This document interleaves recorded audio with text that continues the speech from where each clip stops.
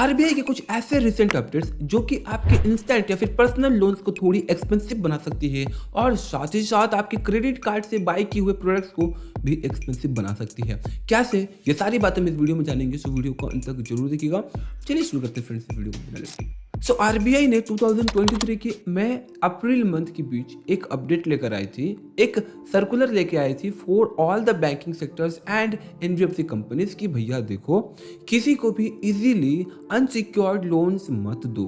Unsecured loan देने की वजह से ये एनपीए बहुत ही हाई हो जा रहा है।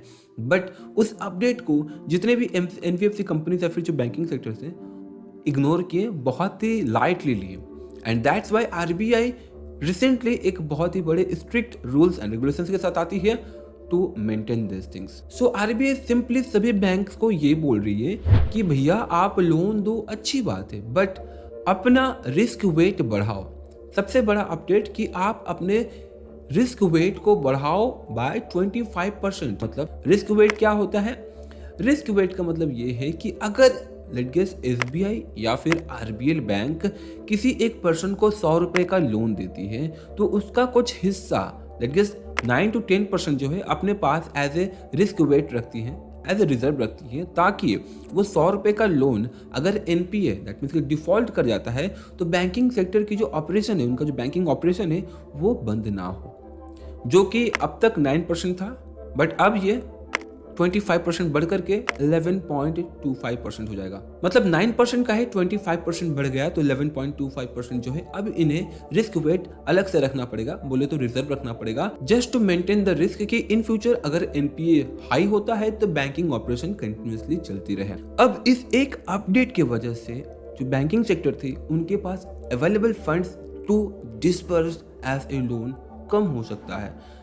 दैट मीन्स कि अब इनके पास पैसे कम होंगे लोन में बांटने के लिए। तो ये जो गैप है इसे मेंटेन करने के लिए, अल्टीमेटली अपने मार्जिन को मेंटेन करने के लिए ये इंटरेस्ट बढ़ाएंगे। जी हाँ, जितना ज़्यादा लोन देते थे उतना ज़्यादा इंटरेस्ट इनको आता था, बट आरबीआई के अपडेट की वजह से अब इनके पास फंड जो है थोड़ा सा कम होगा डिसबर्स करने के लिए। दैट्स वाई इनका जो इनकम है वो भी कम हो जाएगा, ठीक है। बट कोई भी नहीं चाहेगा कि मेरा जो इनकम है वो कम हो। So just to maintain that margin again वो इंटरेस्ट रेट बढ़ा सकते हैं banking sectors. Let guess Aditya Birla bank है या फिर एसबीआई बैंक है या फिर आरबीएल बैंक है, जितने भी बैंकिंग सेक्टर जो पर्सनल अनसिक्योर्ड लोन प्रोवाइड करते हैं, इनका इंटरेस्ट रेट बढ़ सकता है। अब एनबीएफसी पर क्या इम्पैक्ट पड़ेगा?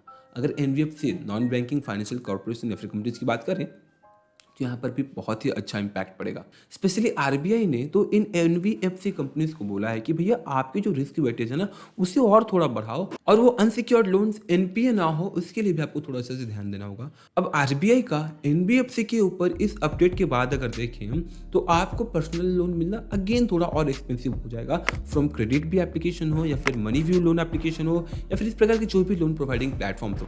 कैसे? तो अगर हम देखें तो खुद एनबीएफसी कंपनीज को भी अब रिस्क वेट बढ़ाना पड़ रहा है, और साथ ही साथ इनकी जो लैंडिंग पार्टनर होती थी लाइक आदित्य बिरला हो या फिर एक्सिस बैंक हो, अब यहाँ से ही जो लोन लेना है वो 1 से 2% महंगा हो जाएगा। तो अगर वो वहाँ से 1-2% महंगा लेकर आती है तो अगेन आपको भी उसी महंगे प्राइस पर ही आपको लोन देगी। तो यहाँ पर again instant loan providing platform से लोन लेना पीना थोड़ा सा एक्सपेंसिव हो जाएगा, नॉट इन प्रोसेसिंग फी वगैरह बट इन इंटरेस्ट रेट। अब इसके बाद हम बात करें क्रेडिट कार्ड सेक्शन में कैसे इंपैक्ट आ सकता है। तो मान के चलते हैं कि आप एक क्रेडिट कार्ड यूज करते हो एंड आप महीने के 40,000 का ट्रांजेक्शन कर लेते हो और उसे आप पे करते हो 1 महीने बाद, और कभी कभी आप उसे ईएमआई में भी कन्वर्ट कर लेते हो। तो आप जो ये 40,000 रुपये क्रेडिट कार्ड से स्वाइप कर लेते हो या फिर यूज करते हो, तो अगेन ये भी एक अनसिक्योर्ड क्रेडिट ही होता है। एंड आरबीआई का स्ट्रिक्टली बोलना है कि अगर आप अनसिक्योर्ड लोन देते हो तो उसी के बेसिस पर जो है आपको अपना रिस्क वेट 25% बढ़ाना है, राइट। अगेन आप जो क्रेडिट कार्ड के थ्रू से अमाउंट यूज कर रहे हैं उस पर जो इंटरेस्ट पहले लगता था अब वो इंटरेस्ट और थोड़ा बढ़ जाएगा। पहले अगर आपको एनुअली 38 के आसपास लगता था, तो आराम से करेंटली आपको 44% के आसपास लग सकता है in future, not currently. Instant loan providing platform की बात करें तो इनका इंटरेस्ट रेट 3 से 4% बढ़ सकता है, और जो बैंकिंग सेक्टर है जो पर्सनल लोन प्रोवाइड करती हैं, अगर आपको 9 से 10% का इंटरेस्ट लगता था तो वहाँ पर 1 से 2% का आपको इंटरेस्ट ग्रो होते हुए देखने को मिलेगा, अराउंड 11 से 12% का आपको इंटरेस्ट लगेगा। अल्टीमेटली जो लोन बॉरोवर हैं जो क्रेडिट कार्ड यूजर हैं, जो इंस्टेंट पर्सनल लोन प्रेफर करते हैं, उन्हीं के ऊपर ये सारा का सारा भार या फिर प्रेशर एज एन इंटरेस्ट पड़ने वाला है। सो ये मेजर अपडेट्स हैं। इन फ्यूचर अगर आप लोन लेने जाते हो या फिर क्रेडिट कार्ड से बहुत सारे ट्रांजैक्शन करते हो, उसे ईएमआई में कन्वर्ट करते हो, तो इस अपडेट को नज़र में रखना बहुत ही यूजफुल रहने वाली है। इवन हो सके तो अपने फ्रेंड के साथ भी जरूर शेयर करें ताकि वो समझ सके इन मेजर अपडेट्स के रिगार्डिंग। दैट्स ऑल फ्रेंड्स, आशा करता हूँ कि आपको वीडियो अच्छी लगी होगी। किसी टाइप की कोई क्वारी फीडबैक हो तो कमेंट बॉक्स में कमेंट जरूर करें। मिलते हैं अगली वीडियोस में, तब तक के लिए जय हिंद, जय Bharat and thanks for watching this video. जय हिंद।